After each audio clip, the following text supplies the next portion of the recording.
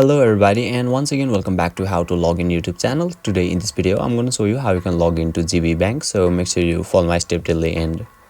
First of all, you need to search for GB Bank login in Google. Now right after that you'll be able to see a link at seconds on in the screen where you need to click on it, and you'll be redirected to the official login page of GB Bank, where it is asking us for our email address and our password. Let me show you an example. And once your credentials is done, click to sign in and you'll be able to log in. And once your credentials is done, click to login and you'll be able to log in. And by chance if you have forgotten your password, you can simply click on forgot sign in the screen and complete the formalities and you'll be able to log in. So basically this is how you can log into GB Bank. And if you still encounter any issue during the login process, feel free to leave a comment and I'll be happy to assist you. If you found this video helpful, please give it a thumbs up, and if you are new to this channel, make sure to hit the subscribe button and set the bell icon to on so that you can stay updated with our latest content. Thank you for watching and I'll see you next time.